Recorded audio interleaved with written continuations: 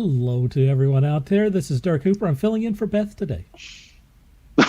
This is Taskforce Geek, spoiler alert, and we're going to be talking about What If, Episode 3, which is, what the heck is it called? Help me out, guys. What if the Avengers? What if Earth's Mightiest Heroes never became Earth's Mightiest Heroes? Right, or something like that. Something like that. I gotta figure out better than that. Anyway, let's see. Not much of a spoiler so far. Yeah, it's not so great. We're off to a great. Yeah. Holy cow! I mean, it's right off the bat. What if the world lost its mightiest heroes? That's it. How about that? Then there would be no Task Force Geek. How about that? Right. Before we get started here, I want to say that obviously I've been absent for a while. I had something that may or may not be adjacent to COVID. And anyway, I'm glad to be back. I appreciate Beth filling in for me here on Spoiler Alert and on the main show. She helped me out on that as well. And I also want to thank Scott for filling in on the main show. That's awesome. If Beth was here today, I wouldn't be here today. So in some ways, I kind of am filling in for Beth today because I don't know how my voice is going to react to talking for an hour. I have some really cool stuff to talk about this episode, and I haven't gotten to talk about the other two episodes, and I haven't been able to talk about anything for 3 weeks. So I'm filled with excitement about getting to talk about some stuff. With that said, I don't know how much I'm going to be able to talk before my voice gives out on me and stuff, but we'll see. Anyway, and I also want to, thanks to Steve, thanks to Sean, and to everyone else who filled in and helped out on both the main show and on this show over the past few weeks. I sure do appreciate it. It's pretty cool that this dumb thing that we created almost a couple of years ago now, I can be absent from it and it can carry on and be really awesome. So thanks to all of you for doing that. It's been fun. The reason why Beth is not here, I wasn't going to say anything about it, but she just posted on Facebook, so I feel like I can now. The announcement is official, so I can say thanks to Beth for filling in. But she last night went to the hospital because her daughter Kate had a baby. And his name is Darren Reuben Hardy, officially, and was born at about 11:30 or something last night. So congratulations to Beth and to Kate and to her family at large. The Task Force Geek family has an extra member. That's good. And I expect him to immediately subscribe to the YouTube page and start helping us with likes and shares immieately. And as a member of the Task Force Geek family, it's important that he helps out. And Beth, I will have that Robo Girls onesie posted over the weekend. Do they do that? Yes, they make little baby onesies. So I'll have a couple of onesies on there for the That's little cool. For the baby boy. Amazing. To Beth, congratulations. That's the best reason to not be here. Congratulations on your genuine Hardy boy. Oh, wow, that's why we have you on here, Steve. Just for zingers like that. That's it. Also, that's it. That's all. That's it. And your beautiful face, man. Oh, right. Okay. Let's do this. Give us one of these, Steve. No, I'll give you that. I have a little bit of house cleaning to do here, so let me get through all of this. This coming Tuesday night, we are going to, I think, have a launch party for Bad Candy issue 3. I believe that it's going to be launched sometime between now and Tuesday night. If that does happen, then we will have creators Robert Henry and Joe Evans on that episode. I know that Sean is involved with some stuff with that, and I've done a cover for that. You're involved too. So it's going to be exciting. We've never done that before. Have a launch party. So hopefully we launch it right before the show, and we can get everyone really excited about it, and maybe push this thing over, because it's going to be it's going to be a very low number It would be really cool if we could push it over the funding number during the show. Yeah. that would be pretty cool. Like I said, it's super low.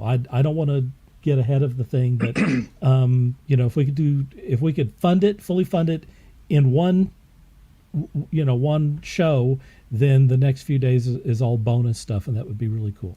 I might participate. Cool.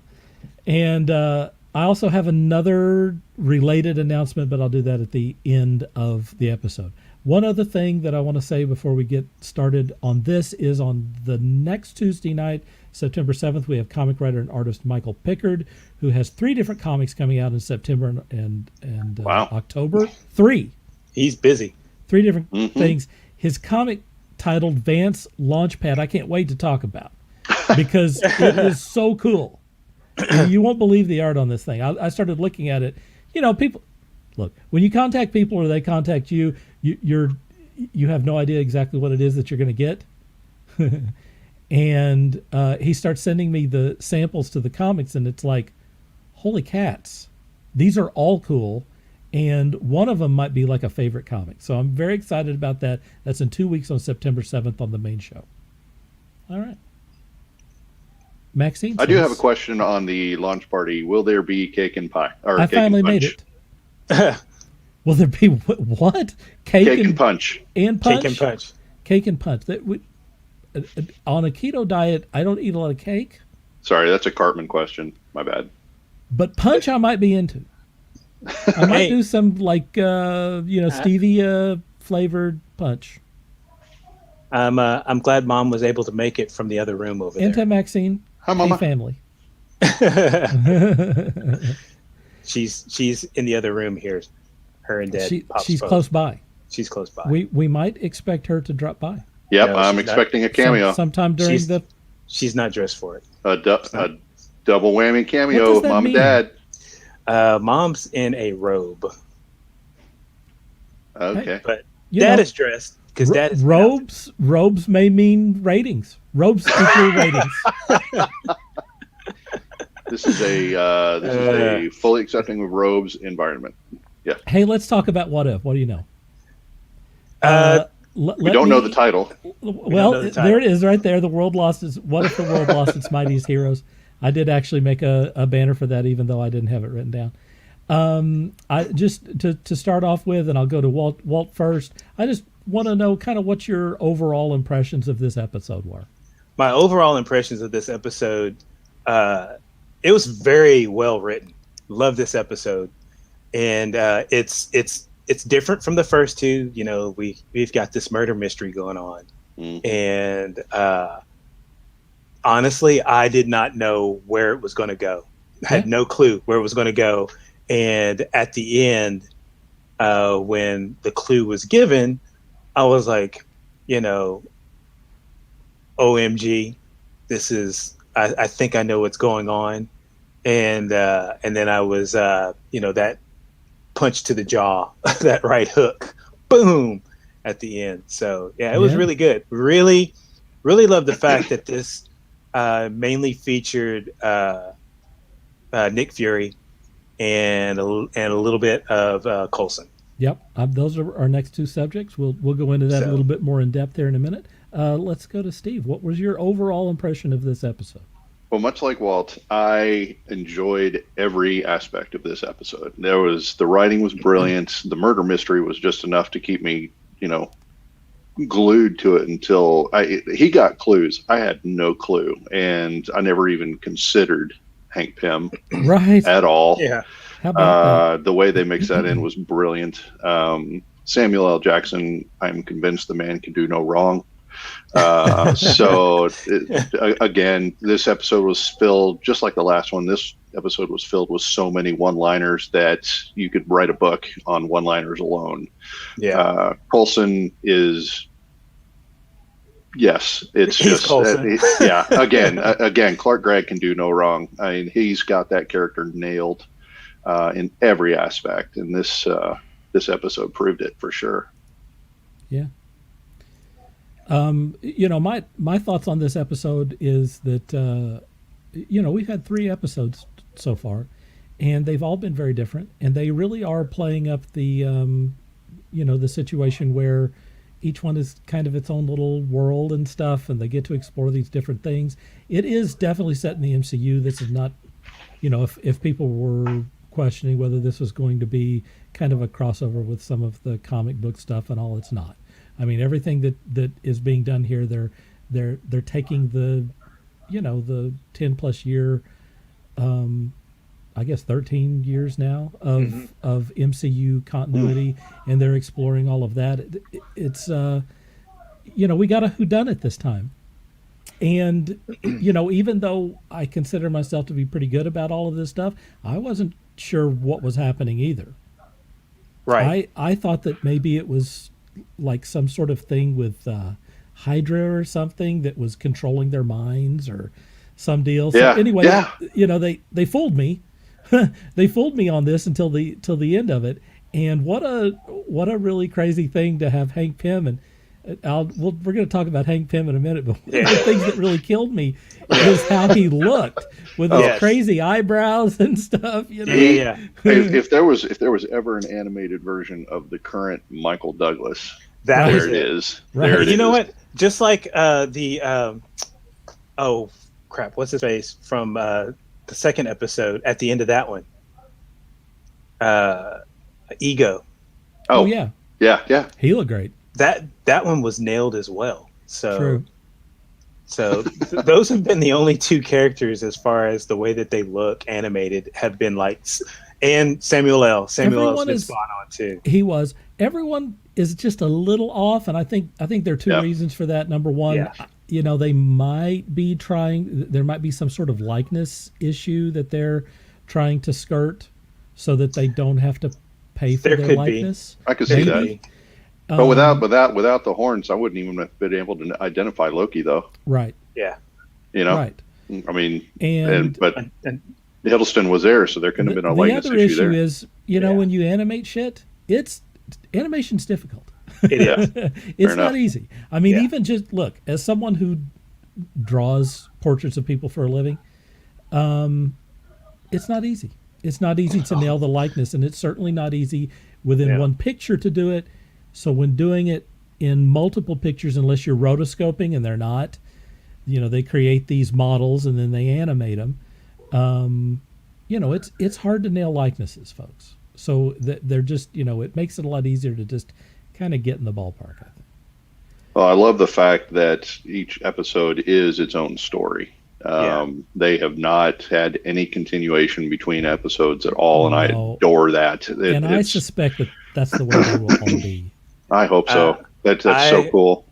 I will suspect that all of these, like Marvel's old motto was, "It's all connected." I'm still in the vein that all of these episodes will be initially connected, because we're only covering. The Watcher has been alluding that this is a universe, but he hasn't been saying that each episode has been different. I think we're covering a different aspect of what we've seen for the last, like you said, 13 years in this one season. And I think we're going to get a different universe the next season. This is just me speculating, which I'm fine with. I think that's a great really speculation. Cool, I think that's awesome. Because if the next season comes around and let's say we start over, but it's a totally different start in a totally different universe, and there's different things. I mean, we may cover the villains being the heroes throughout the whole thing next season, and all the heroes are the villains the next season. Which you is never know. Storyline that they have in the comics for sure. They have definitely. Hey, Jesse. Hey, Dad. Says, hey, Dirk, Stephen Walt. He's watching and listening. He's watching from the other room too, and he's learning. He's learning foe, whatever that means. I bet that meant info. learning foe. Pho. Or is that pho? Yeah. Yeah. I mean, that would be. I like pho. PHO. Pho. I love pho. I'm into that. I'm going to start with you, Steve. How do you feel about Steve? About Nick Fury? I feel great about me. How do you feel about yourself? And How are things? I do realize, however, you pointed out in the pre-show that I do look a lot like Twiki from Buck Rogers, and I'm seeing this on the screen, and it kind of embarrasses me now. But those headphones are, we're going to call them Steve Silver. Not while I was drinking coffee there. I almost spewed all over the place there. You look like Beady, Twiki beady. or one of those Cybermen from Doctor Who. I'll take Cybermen over that. Yeah, Cybermen. Yeah. Steve, I'll take that. Let's talk a little bit about Nick Fury having his own episode and kind of how you feel about, him in this episode. I'm so glad that they rehashed the line. They need to exit the donut. Yeah. That is one of my favorite lines of all the movies. Right. So the whole bit leading up to the meeting with Tony Stark in the donut shop. I love that conversation. I love the fact that Walt mentioned it, that this whole episode is centered around Nick Fury, basically, aside from the obvious plot of the murder, but they gave him so much.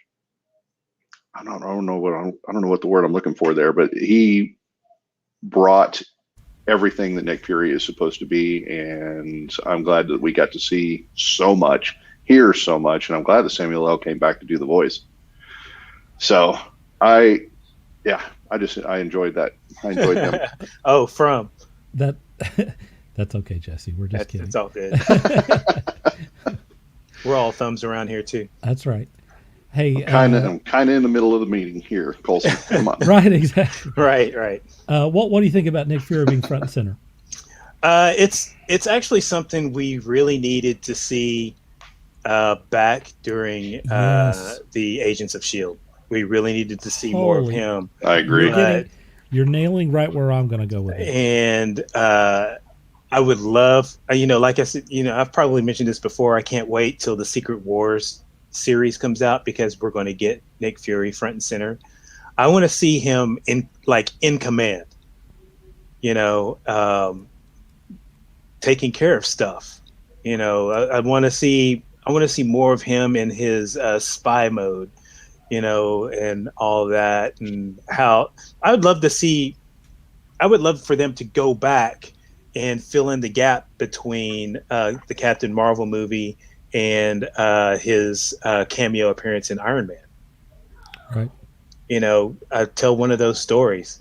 If they have to get a younger actor to do it, which I doubt they would do. Yeah, I mean, his. It's just we just need to see more of him. Just put it that way. I'm trying to get my words straight. You need to see a lot more of him. He makes the universe as far as I'm concerned. G.A. Langaro. Hey, Jay. Thank you for dropping by. That's cool. Go check him out on The Great Council. It's an awesome show. He's on 24 hours a day, 6.5 days a week. Even he's on right now, I'm sure. Yeah, even original Nick Fury. I was always a fan of original Nick Fury. Samuel L. Jackson, Nick Fury. Not so much David Hasselhoff, Nick Fury. Not gonna. Oh, come on. I'm just gonna put that one over to the side. That Michael one Knight in a long coat and an eye patch. Come on, man. Yeah, but I've always kind of been a fan of Nick Fury. I have too. I was gonna say with Nick Fury, my experience with Nick Fury goes way back. Nick Fury comes from what was Nick Fury? Was it Sergeant Fury and the Howling Commandos? Sergeant Fury and the Howling Commandos. Originally, and now him I didn't know, but back during the 60s, because we weren't doing World War II stuff anymore, they kind of remade him as a spy, kind of in the vein of a James Bond type. And again, I wasn't around in the 60s, but I did read those old versions of those comics, the stuff that was illustrated by Jack Kirby in the 70s in those collected comics. And I was a big James Bond fan, so I really got into Nick Fury. And that was back when Nick Fury had that funky car that flew through the air, and he had the wristwatch thing, and it was all kind of high-tech spy stuff. Yeah. I really enjoyed that version of Nick Fury. Now, obviously, the Samuel Jackson version is a different sort of Nick Fury, but I think he's awesome. It's perfect. And I also think that, much like Panthro in the Thundercats, that Nick Fury has not gotten the respect and the attention that he deserves.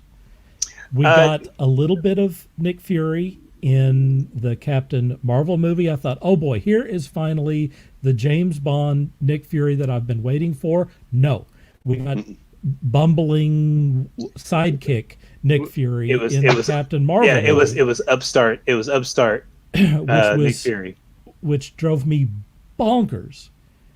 I want the real deal Nick Fury, not bumbling Nick Fury. I mean, you mentioned it, Walt. I want a younger Nick Fury that's doing badass spy shit, okay? And then I also want, older Nick Fury that's running the show, for real. And hopefully we do get that in Secret Wars. But when is Nick Fury going to get his due? I can easily see that an origin flick, just like everybody else. Yeah. I absolutely could. Just Nick Fury, up front for 2 hours. Yes, please. Honestly, I caught on to the Nick Fury during the Steranko years. Let him be okay in the 80s. Yeah. So let him be a badass, please. Yeah, I'm begging you, Kevin Feige, who is all about diversity and stuff. Let's see this. Where's the diversity? I want to see the flying cars. We got a little. Give me the flying cars. We got a little bit of that in Agents of S.H.I.E.L.D. They did actually. We haven't seen it in the movies. Hint on that. Coulson got his car. It'll get there.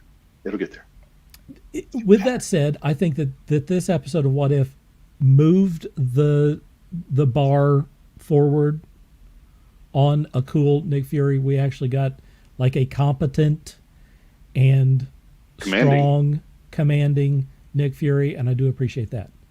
Long overdue. More, please. Long overdue. More than 30, 26. Give me more than 26 minutes, please. Right. I think I could probably watch a 2-hour movie of just Nick Fury and Coulson talking over a plate of hot wings. Absolutely. Oh, yeah. Absolutely. Which is our next subject. Finally, in the MCU, I mean, we haven't, like, I have this thing about, you notice that Kevin Feige has not given us Coulson in anything other than his pre-Avengers era version. Yeah. We get Coulson here, but we do not get him after Avengers still, which says to me that you can basically mark off all the Agents of S.H.I.E.L.D. You can definitely mark off the Inhumans stuff. Yes. And probably all of the Daredevil and Jessica Jones. I don't know about that Power one, Man though. and Iron Fist. Well, I'm not saying that you won't see those characters, but I'm saying that those storylines are probably moot. But in any case, isn't it wonderful to see some more Coulson and to let him, get out there and, he's got a lot of zingers in this episode. He's got some really good zingers. A lot of love for really Coulson. good ones. Clark Gregg came nails back, it. obviously, for this episode. It's nice that He's once got again the beautiful cast hair. members show up for it. Walt, what are your thoughts on Coulson in this episode? Probably some of the greatest one-liners in the MCU. I mean, totally. When he's describing Thor, Muscle Beach. Yeah, Muscle Beach. He's got beautiful hair, and it's like, no, really, right? That's an appropriate description. Or his deal about not maybe from Middle Earth, right? People right. From Middle Earth, maybe from Middle Earth, maybe Middle Earth. I mean, the one-liners. Still, another thing that I'd like to see, other than what we saw in Agents of S.H.I.E.L.D. Hello to Grant. Thank you for checking Hello, Grant. We still need to see Coulson being a badass too. I totally agree. And you could say like a Batman and Robin relationship between him and Nick Fury. And then Maria Hill is like Oracle. That's right. That's the way I see them. Yeah. Grant mentions about the old comic series. I used to read in the 80s. I used to read the old comic series, but he's talking about the second What If series in the 90s. I think it was the 90s or maybe even the 2000s. I can't remember. I'm not sure if I'm familiar with those. I'm Yeah, familiar with the original version. Have either of you two read the second version of those? If any of us has, Walt has, I'm sure. I don't have any of the original series. I remember reading some of them and then those like disappearing somewhere. I had a few of the second series, and I think there may have been a third series that was recently out. I don't have any of those. Some of those have gotten really dark. Really?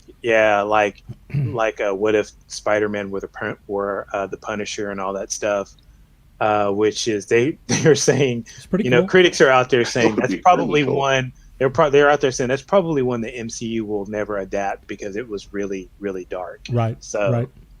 I remember seeing the second series in my store, but I never. It was still one of those instances where I was like, it's kind of a hybrid storyline. So I was like, well, I'm not all that interested. Yeah. If you put great writers and artists on it, though, it's awesome. If you It's put good. like the C or D League on there, Yeah, there's usually there were usually issues that were fun, and most of the issues were one shots, but every once in a while there would be a couple that would run maybe 2, maybe 3 issues, but usually they were just one issue run, and you'd leave like wondering what would happen after this. Old Man Logan is basically like a big What If Right? Yeah. thing that ran for like 40 issues.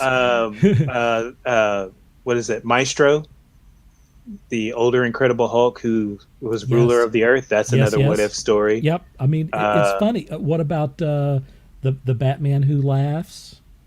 Yeah. I mean, a lot of these kind of alternate universe stories have gone from being one issue to series into being like full series and very popular. Yeah. Well, hell, majority of the crossover stories. I mean, Doctor Who and Star Trek. Come on. Yeah. Right? Yeah. That's like, that to me is like an ultimate What If.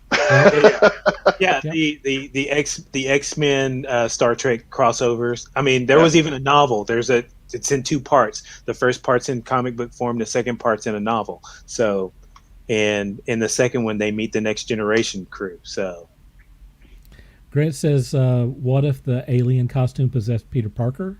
Screwed me up in the head. Peter Parker dies at the end. And spoiler alert. And it was like the first time I thought about mortality. How about that? Yeah. That's interesting. I mean, there's a lot of things like that. He says, I like the what ifs because they were outside of continuity and can shake up the status quo. That's what makes this so much fun.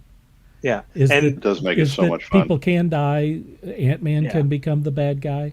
That was the whole thing with Ultimate Comics too, Sure.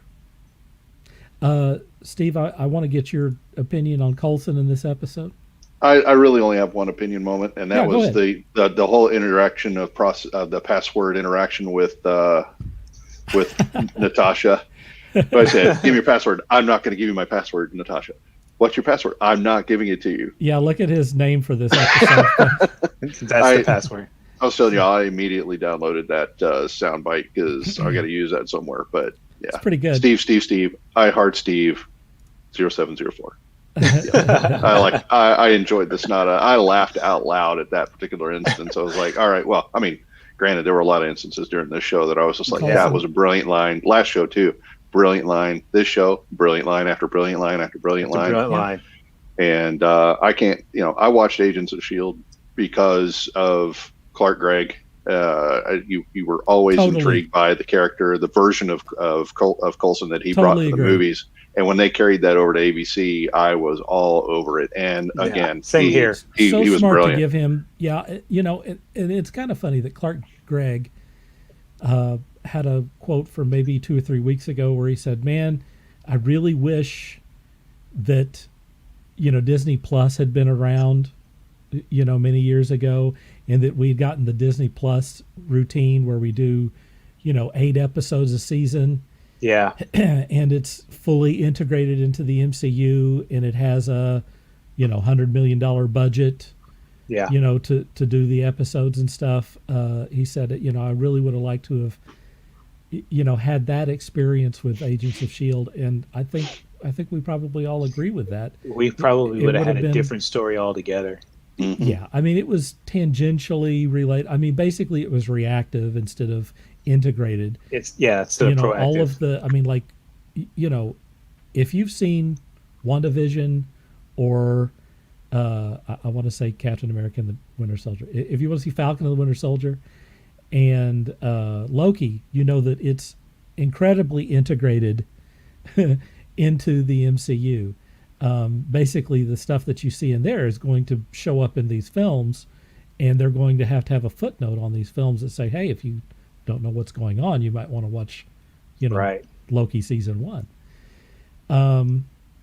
So anyway, what a shame that Coulson didn't get that treatment, because like I said, I think that they're pretty much saying that the Agents of S.H.I.E.L.D., as much as maybe we enjoyed them, is going to be the first thing that was touted as MCU as being what do you Not call part it? of the MCU. Decanonized. Yeah. Out of the canon. Yeah. Yeah. Decanonized. I like that. Yeah. That's what I'm going to call. I hope not. I mean, he brought all kinds of little instances, like when he was asking Fury about, is that a pager from the 90s? From the 90s? Yeah. And I'm like, Yeah. this is a guy that carried around a stack of baseball cards, Captain America baseball cards from the 40s. So yeah, I might have that. I might have the beeper. Yeah. Right. So Hank Pym is the bad guy, folks. What Yes. did you guys? I mean, did you see that coming? Or? Nope. I didn't see that coming. Nope. And what was really great about this, because I watched this with my mom and dad, and they know that I'm a diehard comic book reader, and I started laughing. I had kind of like had this little maniacal laugh, and she's like, "What's so funny?" I said, "That's the original Ant-Man." I said, "Remember an Ant-Man movie?" She's like, "Yeah." I said, "That's that's Michael Douglas. Michael Douglas gave the guy the Ant-Man suit." And she goes, "Oh, yeah, that is Michael Douglas." She goes, "He's the one killing everybody?" I was like, "Yeah." I said, "What's funny about this is that you can see that he's adapted the suit to be the Yellow Jacket suit." Mm-hmm. And I go, in the original comic, Mom, I said, after being Ant-Man for a while, he came back as Yellow Jacket, and he wasn't all that nice." So, he kind of had a chip on his shoulder at the time. So, I thought that was a are great. so right on that. That was a great Hank Pym was a callback bad guy in the comics as Yellow Jacket, and then eventually he, as they usually do in comics, he came back to the light and was. He also was a wife beater, Mhm. among other things. Mhm. A drunk. Mhm. He has an even spottier history than Tony Stark, who also was alcoholic. quite an alcoholic Yeah. in the comics, and had all kinds of serious problems. Which also, I mean, also why Robert Downey Jr. was such a great choice for that, because he could identify. They had kind of they had kind of parallel. He'd lived that role. He certainly did, and was cleaning up his act very much like. I mean, that's why he was so brilliant in that role. So anyway, look, I have some Easter eggs to share. You guys are going to get. Can I make a quick point on Hank Pym? Sure, please. Yeah. Michael Duck. Okay. In some of the past episodes, I've had to, they had separate voice actors. So I actually had to look up to make sure that they were the actual voice actors. Well, when Hank Pym showed up and started talking, I was like, that cannot possibly be Michael Douglas. Right. And I looked it up, and it is Michael Douglas. Is. He sounds like hell. He matched the character. The character. Yeah. So I actually noticed that in the opening credits they had Michael Douglas's name, and I was like, and I didn't think, I didn't either. I just didn't think, because I was just so excited to see the episode, and I didn't think one moment about, okay, what names did I see in the credits? They certainly did, Grant. Yeah, I just glazed right by that. Yeah, and I'll probably have to do that in the next episode. Read who's in the names, and then go, okay, whose voice have I not heard yet? Yeah, see, IMDb's getting tired of me visiting their site. They're like, "Ah, dude, get it right. Come on, man." Yeah. On the subject of the voice actors, one of the things that if I was on the episode, on the last episode where they had Chadwick Boseman in one of his final performances, apparently he's going to be in some of these others. It's not just one and done. One of the points that I wanted to make about the cast is, I mean, by and large, we have almost everyone showing up for this stuff. There are a few notable absences on this thing, but I mean, like Kurt Russell shows up for one effing line for one line of that episode. For one line. One line. That's incredible. And but what a line it was. I mean, last week I made this point through text, but I'm here so I can say it. These people are not making a lot of money to be on these episodes. Mm-mm. They are doing it because, number one, it's cool to be animated. I think all three of us would love to be doing voices for animated characters. It's pretty cool, yes. especially if you have kids, or if you're a geek like us. Having an opportunity to be immortalized by doing that work is a fun draw, I think, maybe for everyone involved, but also I think in particular because this was Chadwick Boseman's one of his final performances. Yeah, I think that a lot of people knew how special this was. Mm-hmm. And I think they said, let's really do this up. I can go into a studio for 2 hours one day to make sure that it's my voice here instead of someone doing my voice, and make this thing something really special. And I think that all of these people are absolutely doing that. By and large, I mean, people who are busy. Look, Josh Brolin is a busy dude. Yeah. Josh Brolin is not a guy who, like, he's about to be in the new Dune movie. He stars in movies, okay? Yeah. They could have easily found someone to do Thanos' voice, but Josh Brolin showed up to do it. Yeah. That's crazy, people. And he's in at least... That's unheard of. He's in at least, a third of that episode. Yes. So... Yes.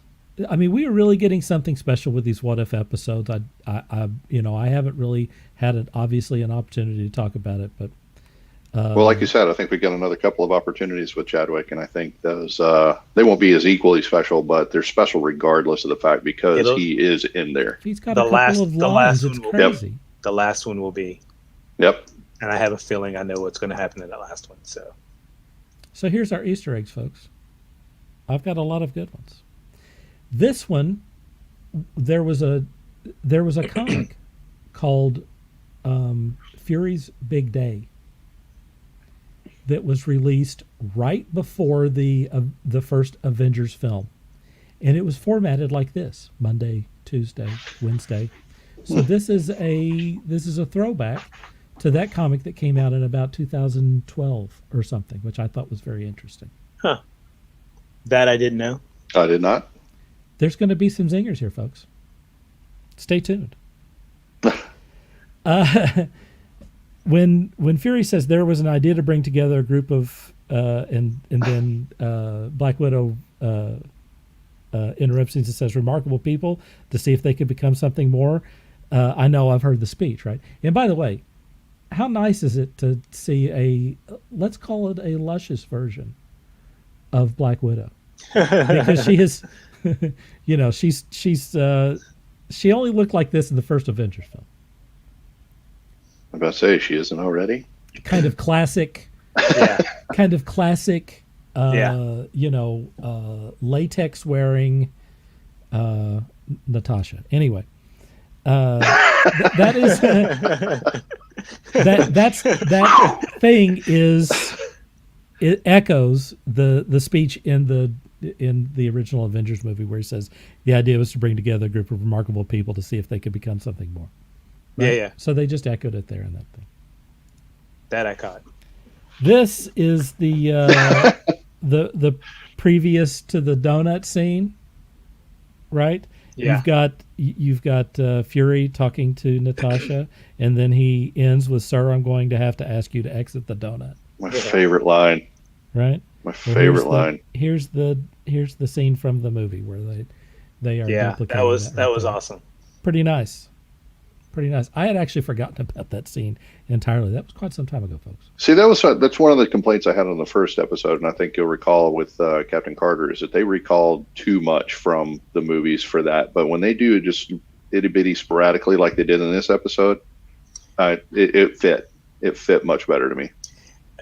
The way I think I have an explanation for that, and this is my explanation, is that with Captain America and Captain Carter, everything was so close together. Like this is the very beginning of the MCU, and then as the years go on, it branches out even further and further and further. Like we saw with the timeline. So it's like that's where it started to split, and it's over the years it's exponentially widening out and becoming more and more different. So I'll buy that. I can see why the first episode is really much a rehash of Captain America. Captain America. I mean, it's basically solely focused on Captain America. So this was an opportunity in the deal to see the opposite side of this conversation. Coulson says, "Sir, we found it," and he says, kind of in the middle of something here, Coulson. And so here is from the film. He says, "Sir, we found it," and then of course you see Mjolnir in that, which I think is kind of funny. This dude, that's in here, who's escorting Natasha, is this dude who was in the Winter Soldier, and what's the Frank Grillo, and he provided his own voice for that. He was in that. Yeah, that was Frank Grillo. See, I mean, another guy who's got stuff to do. I mean, he's not Josh Brolin, but still, it would have been very easy for them to grab someone in the office there to do that. And he's done movies since the last time. So calling him in, he's a busy guy. He's starring in movies. I mean, they're martial arts movies, and they're actually, I saw a movie with him the other day. It was really good, by the way. I wish that I could remember the name of it. I'll have to look it up. It was really good. It was him and another guy. Gosh, I can't remember the name of it. I told Sean that was a really good movie. It was something I saw. I think I saw it on Netflix. I'll look it up. He says, "Save your spin for Pierce. He wants you in New York first thing for questioning." Pierce is what's his name? Mm-hmm. Here, the spaghetti hawker.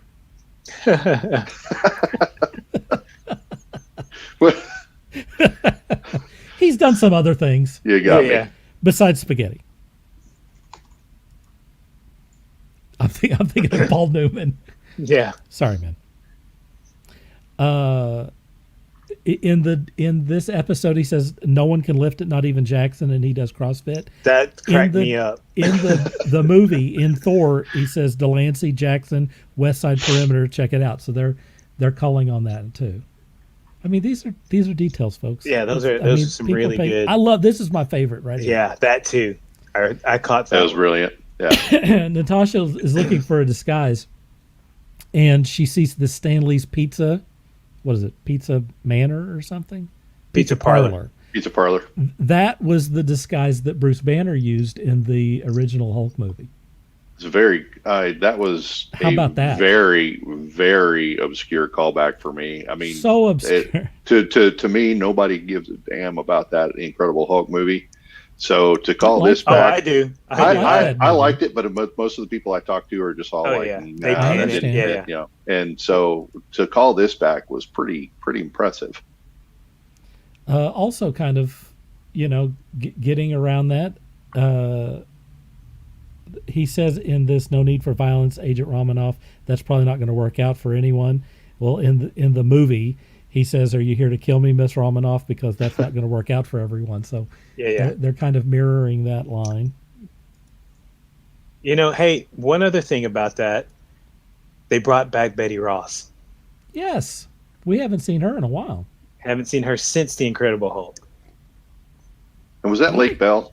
Was that Lake Bell that did her voice? I think so. I think that It was. sure Lake sounded Bell's. like her. For some reason, I feel like I heard that she was coming back. Where is my cursor here? I've lost it. Here we go. Check the screen. I got two screens, man. Sean says he didn't like the Incredible Hulk. Okay. Yeah. We're about. I mean, it's we're not the about- I stronger. get that a lot. We're about half and half here, folks. I thought it was a hell of a lot better than Banna's version. What you said. He says, "Are you talking about Edward Norton Hulk or Eric Bana Hulk?" Yeah, Eric Bana Hulk was not Eric the Bana Hulk was not in the MCU. That was embarrassing. My problem with the Eric Bana Hulk is that the bad guy in that film was like father issues. Like Right. he was fighting father issues. Yeah. That's not an exciting film, folks. Nope. Not an exciting film. Nope. He's going to have to look. If you have the Hulk and he ain't beating up tanks, I don't know what you're doing. I don't know what kind of crazy or the Abomination or We need to talk about your idea of Hulk films. And by the way, that was done. I can't remember the guy's name. That Hulk film was done by a guy who Ang Lee. Ang Lee. Great director, Great director. and obviously was trying to do something Different. higher, High kind quality. of existential. It just for me, Oops. It didn't work. Oops. it was a pass for me. Yeah, that was a big swing and a miss for me. Oh, sorry. Episode referenced. Grant likes- Take a big swing. Grant likes the Eric Bana Hulk. I like Eric Bana. I like Eric Bana too. I'll tell you that. I like him in I pretty would much be fine everything but that movie. Right. I mean, now I do like the tank smashing in that one. You know, when he used the When they did do stuff, it was pretty brilliant. cool, but they just but the story was didn't just do much. Yeah. Tried didn't do so much. hard to make it a moving comic book. I needed. Yes. He did try to do that, And it was I mean, so actually not- the frames and stuff, and Yeah. I mean it was experimental. Like I said, Ang Lee is a good director. It just He is. it just wasn't my jam, folks. Yeah, superhero movie and weepy drama. That's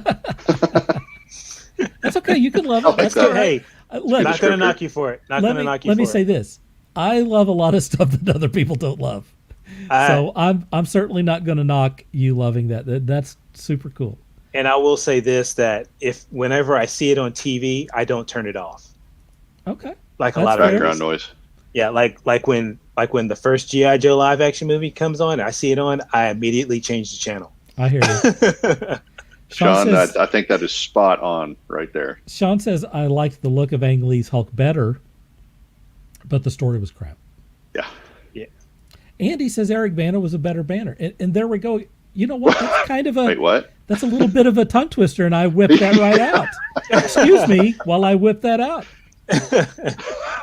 Oh, All right. Let's get on to the next Easter egg. I think that Eric Bana is really cool, and I think he could probably still have a part in the Marvel universe.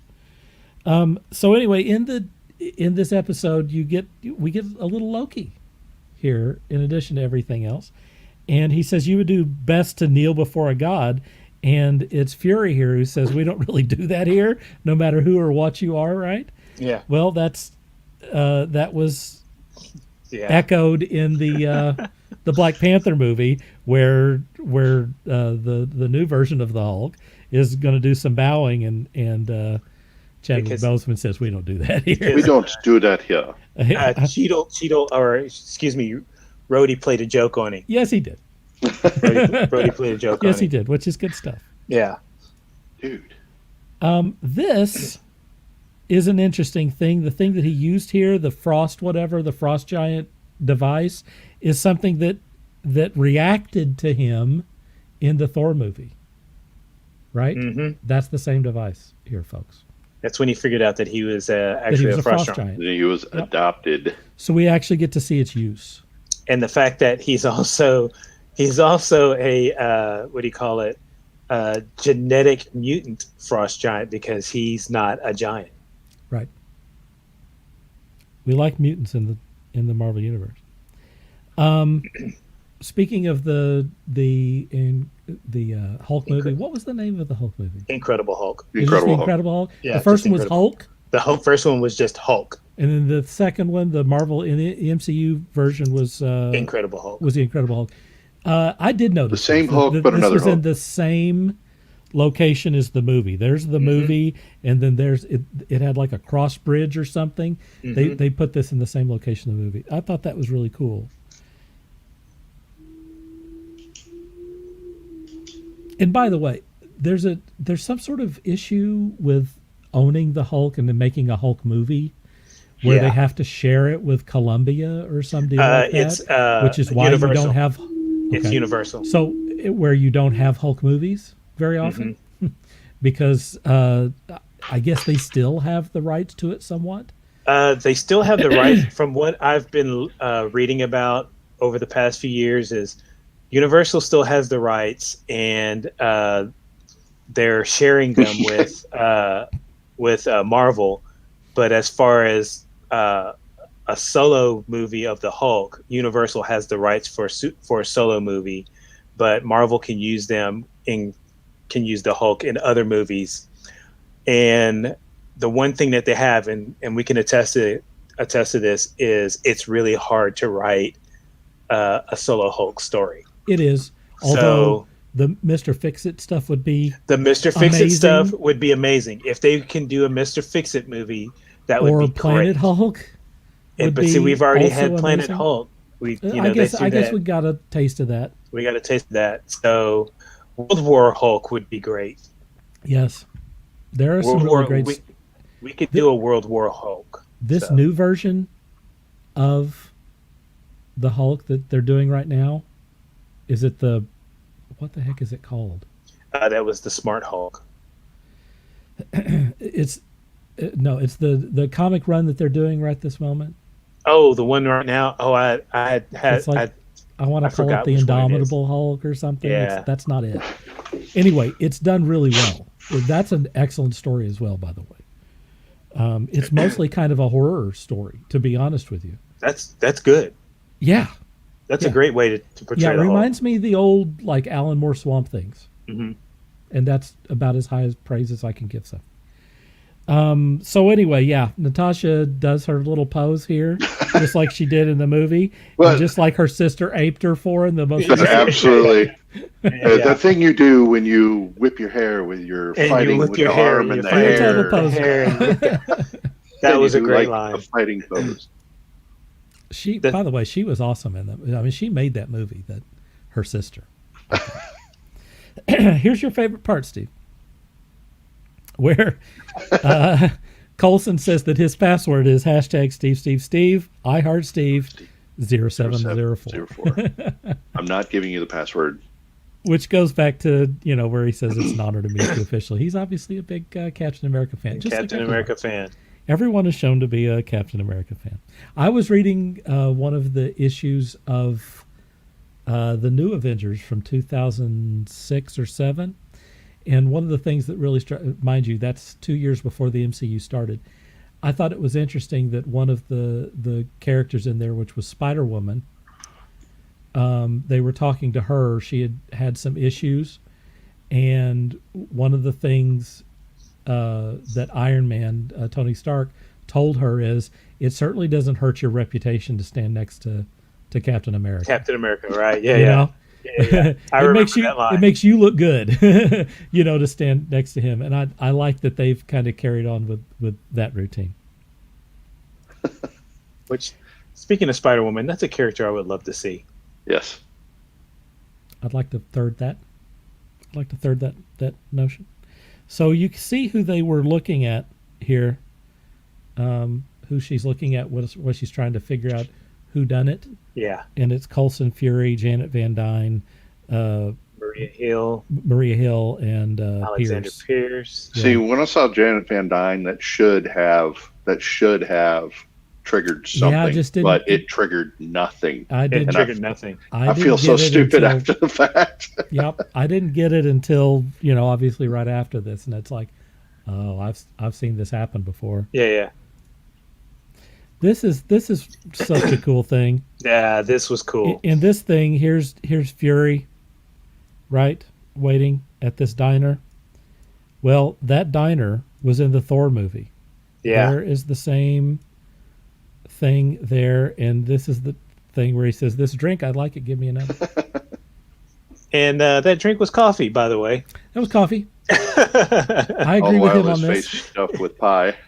Notice that his hair's not that as long as I remember, and certainly not as long as it was in this cartoon. It was actually it was actually short in the movie, and it was longer in this animated version. But it was actually longer in the second movie too. So, or when we got to Avengers, it was longer. My throat's leaving me like I feared Uh-oh. it would. Here's my last Easter egg. Oh no, that's not my last. We're getting close though. They mentioned the Protector Initiative.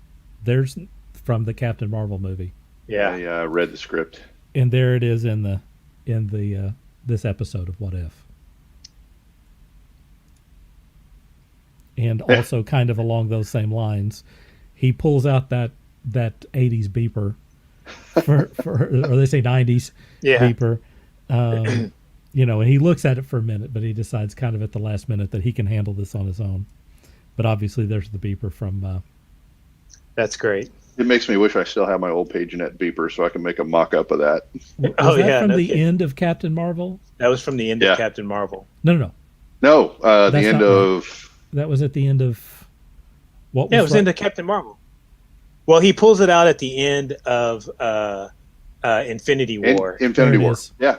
There it is. And then we see Captain Marvel, and she hands it to him in Captain Marvel, towards the end of Captain Marvel. Right. And we go, Right.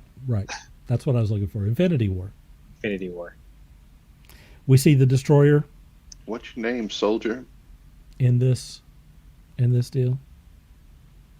Pretty dead on representation of that character, who I hear from the comics is really incredibly powerful. And then here is the here's Yellow Jacket in the movie, and then here is the Ant-Man version of that. And how wild! Look at how wild They made him look. He looks exactly Made him like look- current day Michael Douglas. I wish that I could. I wish that my artwork looked like that. That is awesome. That was a very good rendering of Michael Douglas. I want to do crazy eyebrows like that. That may be the end. Let's see. I got maybe one other thing to share here. Oh, yeah. Here we go.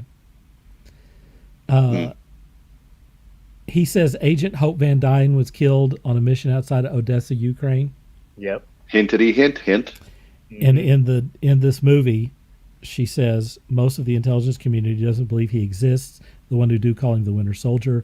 I was escorting a nuclear engineer out of Iran. Someone shot out my tires near Odessa.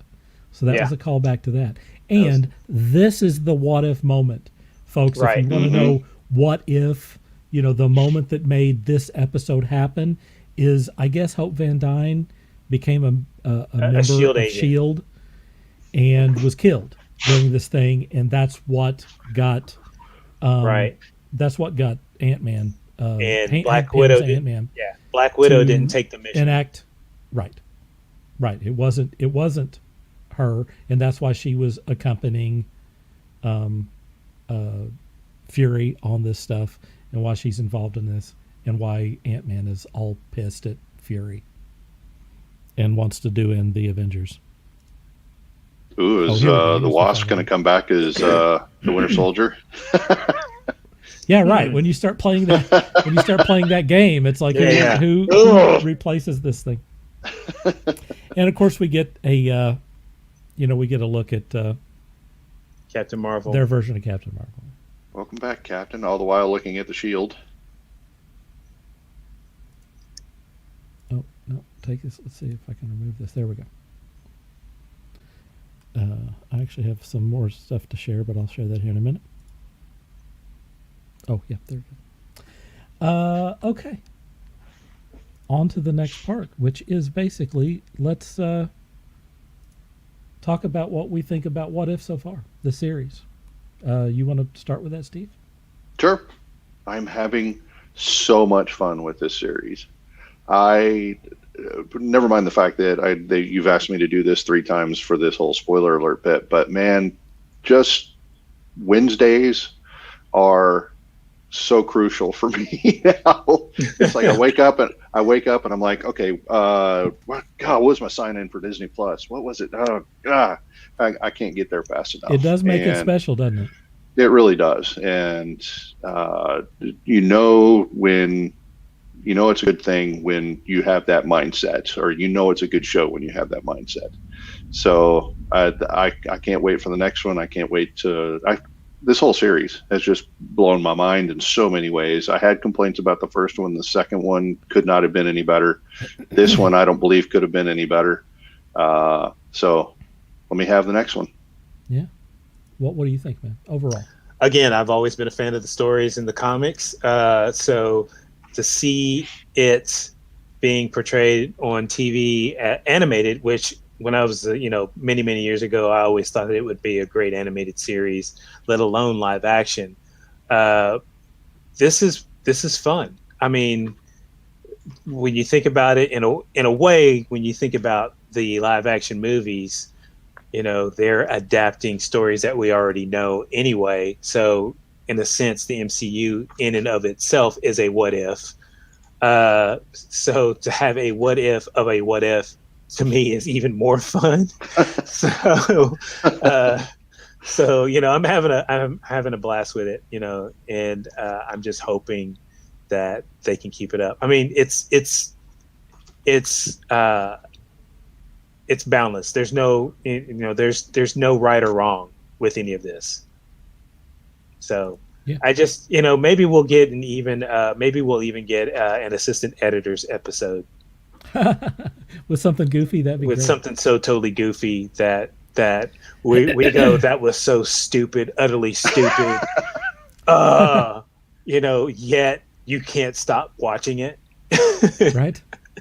So, yeah. But I'm having a blast. Looking forward to. I do feel a lot about this about the same way that I did when WandaVision first started.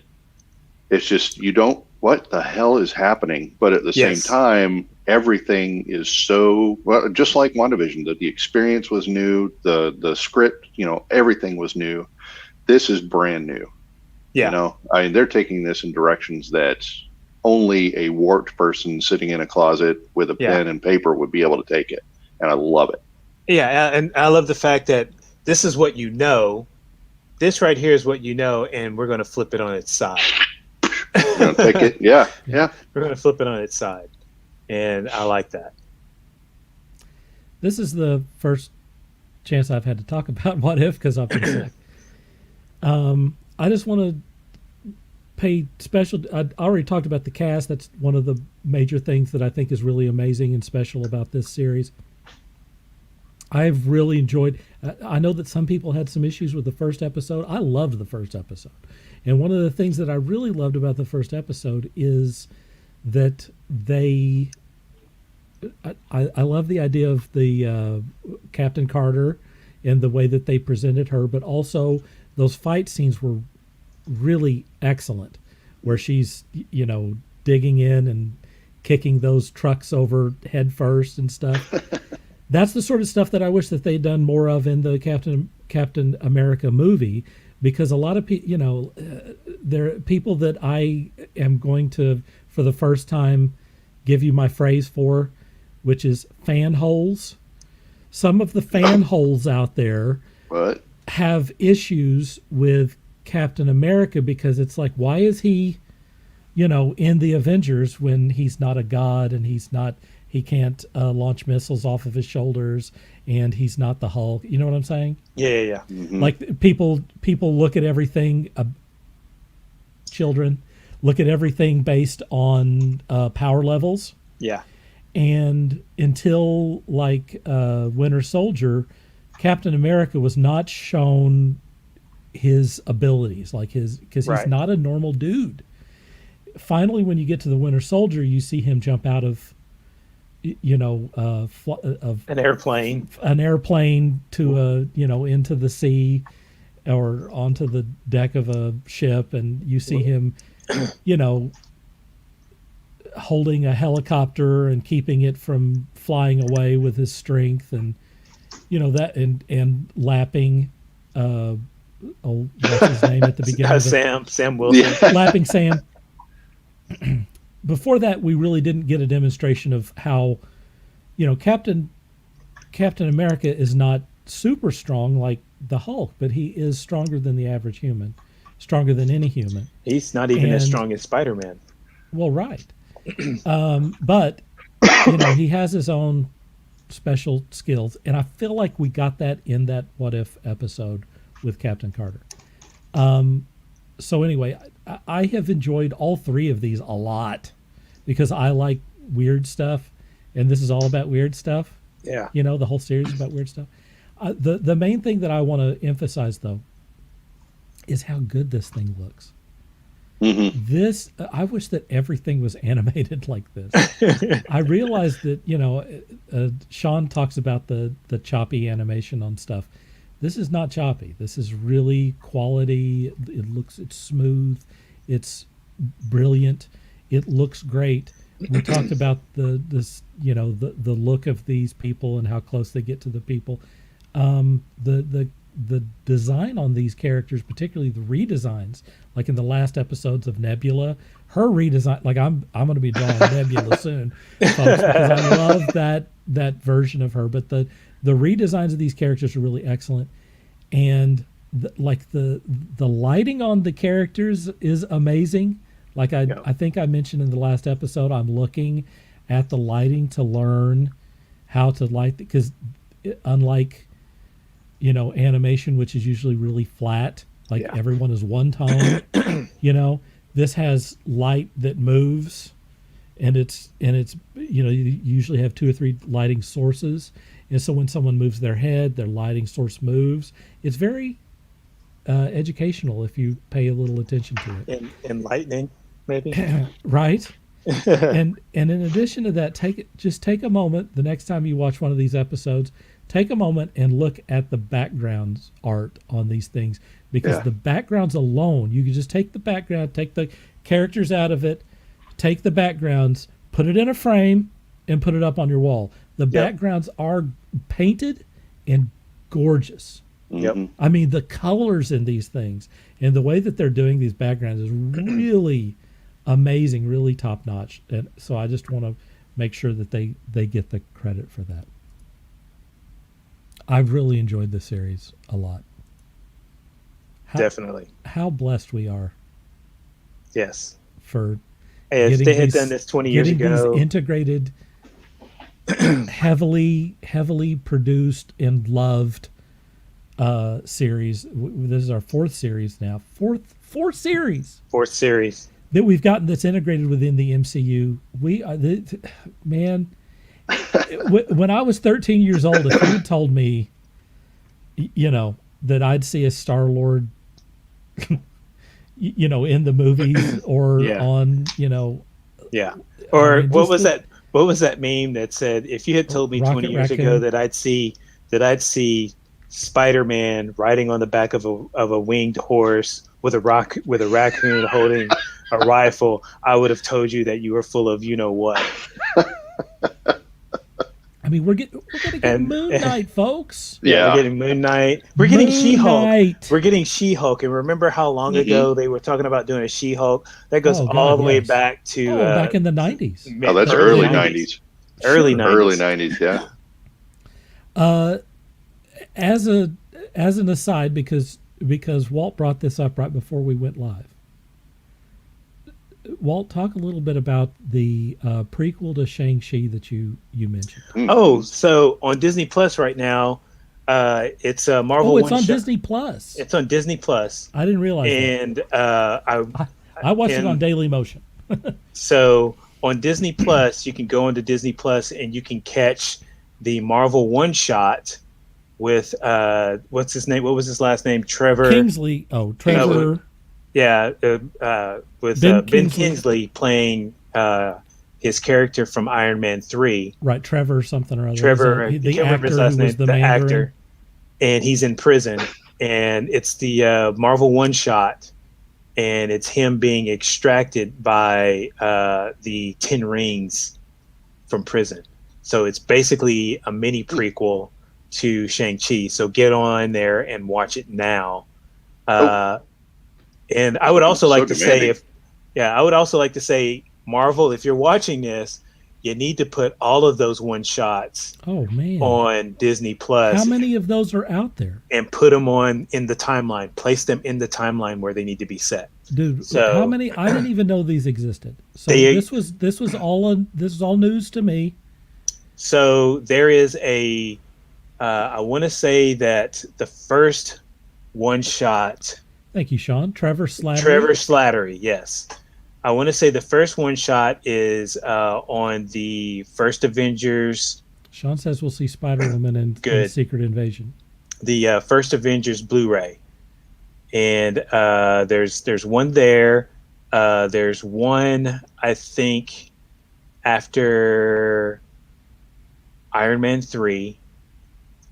Some of these one shots are one of them is called On the Way to Thor's Hammer, and it's Coulson and another Shield agent. Okay, and I didn't know that these existed. Yeah, I didn't either until just now. They're extras on the Blu-rays. That's why I wanted to mention it, because this was a surprise to me, and it's crazy. Okay, let me say a few things about this. This was originally presented at the end of Thor: Dark World. This was out 5 years ago. Yep. This was an adjunct to the Blu-ray version of Thor: Dark World. Okay. Yep. That's crazy. It's 5 years ago, and it is absolutely a prequel. It leads right into Shang-Chi. Yep. I did not know that they were on top of this back then, but there's no doubt about it. They talk about the 10 rings in this thing. And by the way, Ben Kingsley is hilarious in this. It's great. I want a whole movie with this guy. Yeah. Look, it's 13 minutes long. Watch every second of it. Do not leave during the credits, because they have another person. And I know it's called spoiler alert, but I just want you to go watch this thing. Yeah. If it's on Disney Plus, go watch it. It's not called a Marvel one shot. What's the name of it? It's called Marvel One Shot, but it's called something the King. I told you. I'm the one who told you the name of this thing, and I can't even remember it. And now you don't have it. That's my old man. That's my old man coming out there. Go find this thing. It's got Ben Kingsley in it as his character from Iron Man 3. Hail the King. All Hail the King. That's it. This is presented as like a documentary. This is really quality entertainment for 13 minutes. It's not like, they got some friends together and they filmed this in their garage. This is like an actual 13-minute MCU production, okay? And it's exceptionally well written. Ben Kingsley should get an award for it. He's so good in it. He's hilarious. He's really written well. He gets a lot more attention than he got in the movie. That's for damn sure. They gave me a nice speedboat. Right. So there are there are 5 one shots. All Hail the King was the last one. Okay. The first one is The Consultant. And that's after that was on the Thor DVD. The second one is A Funny Thing Happened on the Way to Thor's Hammer, which is on Captain America, the First Avenger. And then there's Item 47. Item 47 is actually a lead into Spider-Man Homecoming. Okay. And then there's Agent Carter, which is on Iron Man 3. And then you get All Hail the King. They need to bring back the one shots. I want more of these, and I want to see the ones that they have out. I didn't even know they existed. Yeah, if you have them on, if you have any of these on Blu-ray, you can see them. Where did I just see another reference to Item 47? Was that on the new Spider-Man trailer? It may. I don't know if it was on the Where did I Spider-Man just trailer. see that? I just saw an image of that. But item 47 is about two criminals who come across an alien weapon and use it to rob banks. Interesting. And Shield ends up. I want to see all these. Why doesn't Disney Plus put those up? They It's need to time. be on there.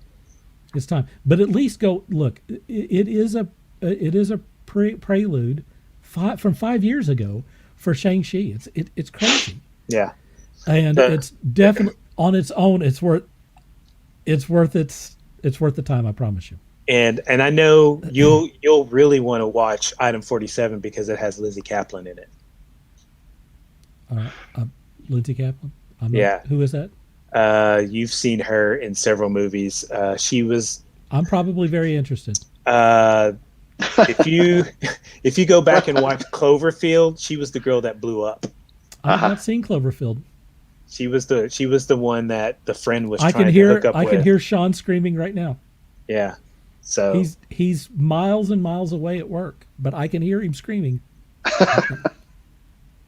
I haven't seen Cloverfield because it's that shaky cam, A shake camera. it's, and it gives me it's like- vertigo, and I can't watch it.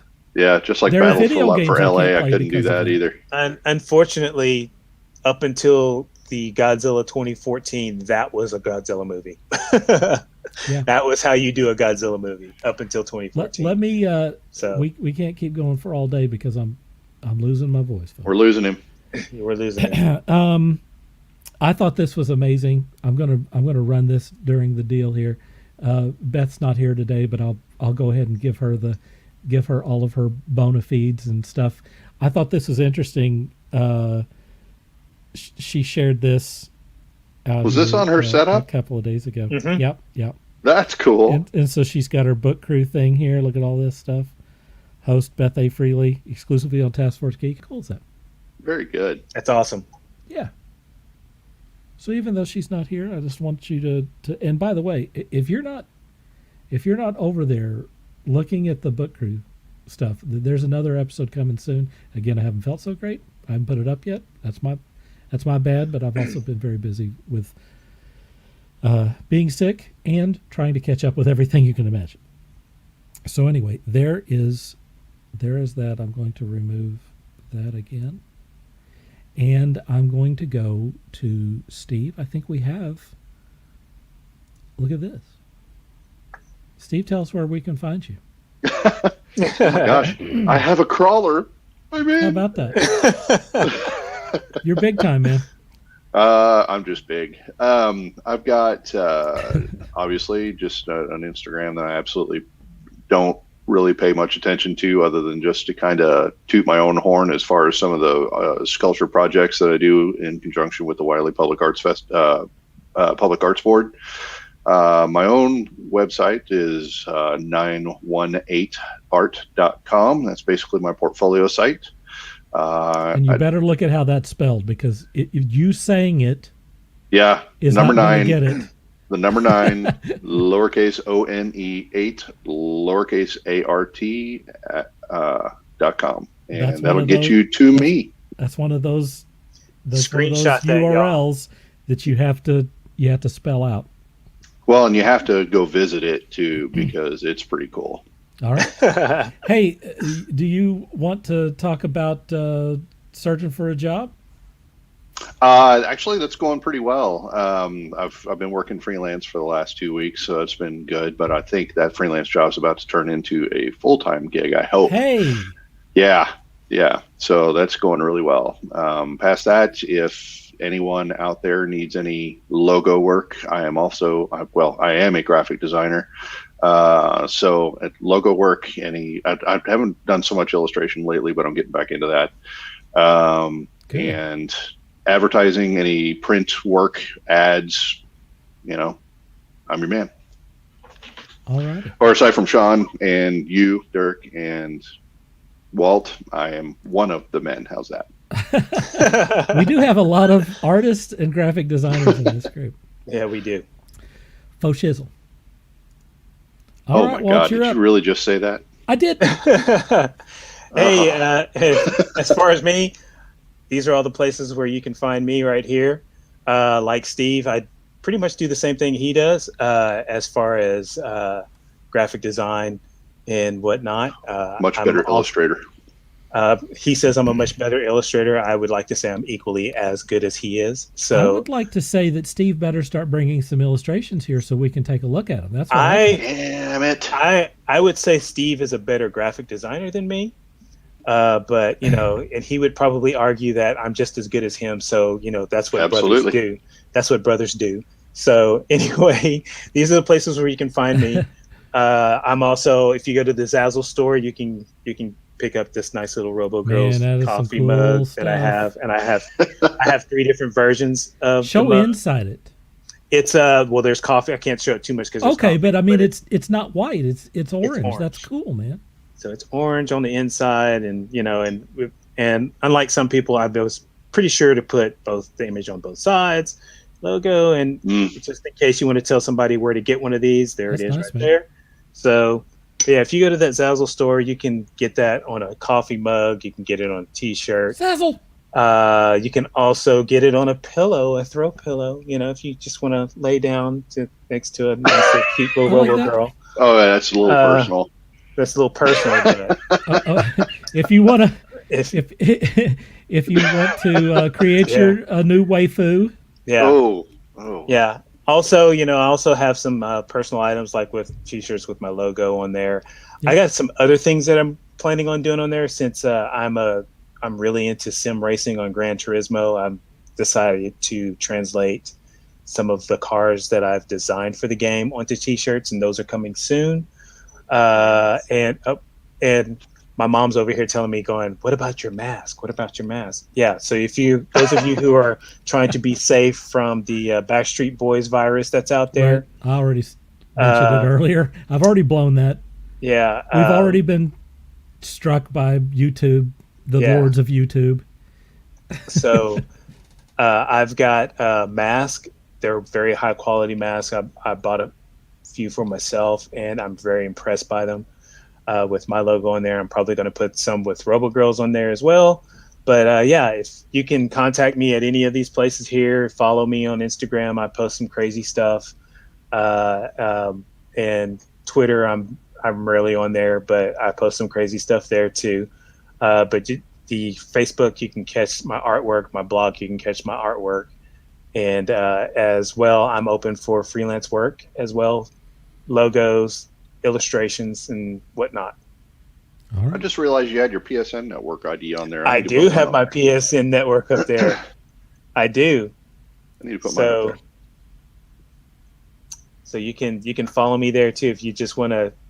You know, if you're a Gran Turismo racing fan like me and Steve, you can hook up with the two of us there. Eventually, one of these days, we're going to do a Taskforce Geek racing league. So, well, you keep saying that. We're into that for about a year now, I think. Yeah, but me and you are both also. Me and you both are also trying to find jobs. Me and you both are also trying to find jobs. We're also trying to find jobs, and yeah. How's your job search going? I don't really want you to find a job, Walt. Can you not find a job so you could just keep doing these things? Well, I would love to keep doing these things, but we need at least another 500 subscribers on our YouTube channel so that we can make money off of this. Well, for us to make real money on this, we're going to need about another 100,000. Oh, I know, but that another 500 gets us on that way. So it does.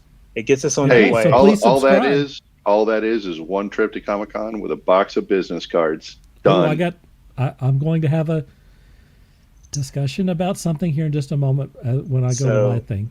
But it is spoiler alert. Come on. Yeah, come on, I do have a promising prospect coming up here from North Carolina doing some catalog work, because for the last 12 years I've been doing catalog, you know, like we're talking like parts catalogs and whatnot that are thousands of pages thick. So if you're out there, if you're out there and you need somebody to come in and help you put together a catalog, layout work, that is, I'm your man. So yeah, you never know. You guys got to put it out there. You never know who you're talking to. All right, so I'm going to go to my thing here. For the record, that is not my online password. Steve Hart I Heart Steve. I have been sick, as I said, I and love this. right in the middle of being sick, I decided that I didn't want to do like real work that I was supposed to be doing, but I still wanted to I wanted to do something, so I sat down and did a Bad I did an Candy. illustration for Bad Candy for the cover. So this is the correct size for a comic book cover and stuff, and you can see what I did here. I changed up he's like a spirit of vengeance that puts together vegetation and stuff, and he's usually shown kind of with a like a vegetation trunk, on him and stuff. And for a year, I've been thinking about this idea, which is to create like a wood skeleton from that character. So it was fun to figure out how that would look and put that thing together.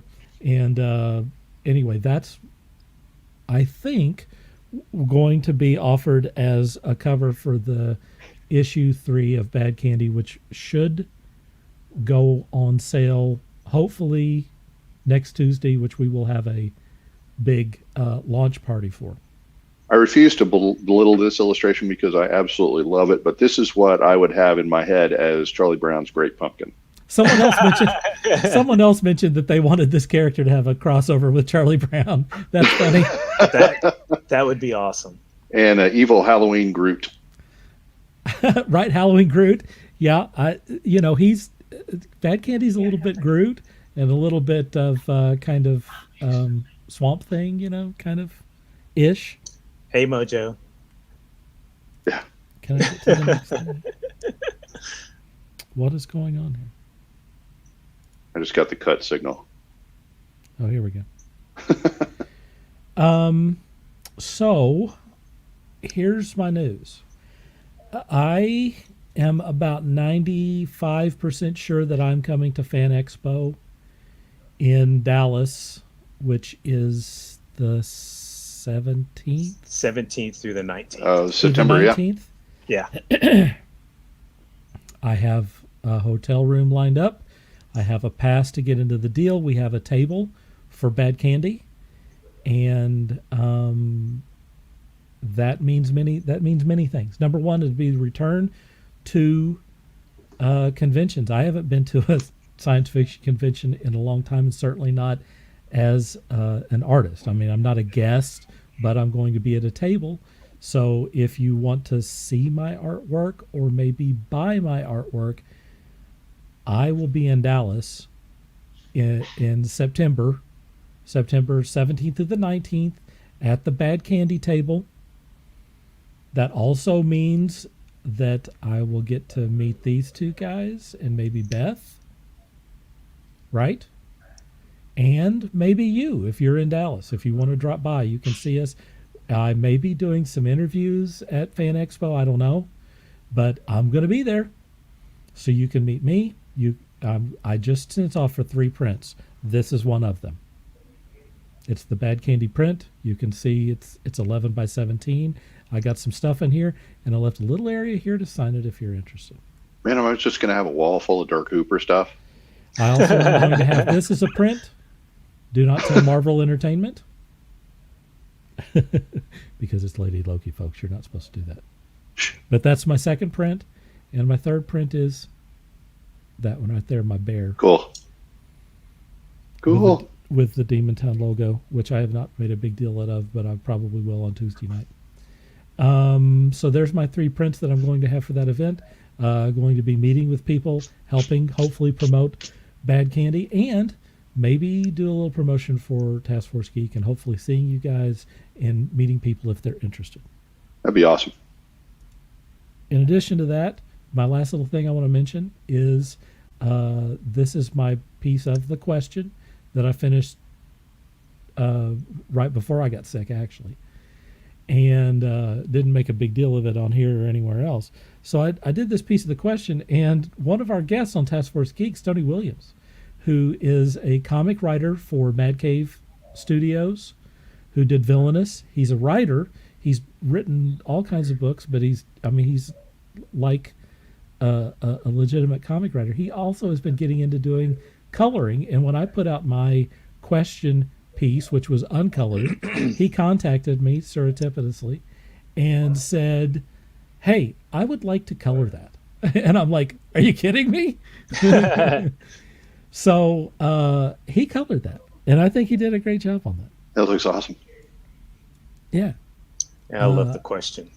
I like how he did it. It's kind of a muted, version of this stuff. It's probably pretty close to the sort of decisions that I would have made. There's a few differences that I would have done on here, but it's so much fun out of the blue to have someone say, "Hey, look, I want to do something with you here. I want to spend, look, he gave this back to me at 600 DPI at 11 by 17. This is a large piece.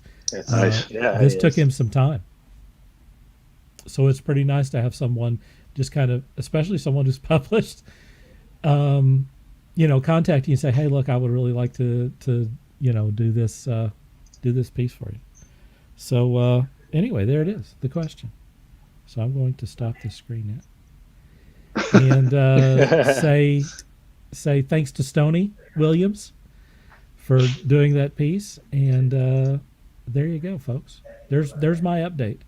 Fan Expo in about 3 weeks. Am I going to see you guys out there? Well, yeah. Probably so. I'll be later in the day because my girls have soccer games that day, but yeah. It's Friday, Saturday, Sunday. Okay. So blew my whole statement out of the water. So cool. But it's also in downtown Dallas, and I also understand that people get busy and stuff. But it would be very cool to see everyone, and maybe if I get a chance, run around and look. I don't know if you've looked at Fan Expo. Yeah, Fan Expo has some amazing people there. I don't know if there's any chance at all that I'm going to get a chance to talk to them. I mean, but you never know. Walt, do you know if Lawrence has a table there this time around? I do believe Lawrence does have a table there. That intro is in order for sure. Yeah, I suspect him and Harbin both. I suspect that I will Yeah. have some access or some people who are willing to participate with people who are doing comics. So very cool. I'm going to take my camera out there. We'll see what happens. Would you like me to design some artist cards, Taskforce Geek artist cards, maybe, like my business card? I don't know if I have one nearby. Oh yeah, I do have one. I have one that's all drawn up, like these. Like they have my logo on the bottom. Yeah, and this cool. is my. I was thinking I need something to hand out. What I was thinking about, because I just spent money on prints. Yeah, because and I don't have millions of dollars, but I really do want to hand out like some flyers for Taskforce Geek. Yeah. Hopefully, well, let's talk to some people out there. I just need to make some cheap. Yeah, we need to figure out how to do something flyers. like that.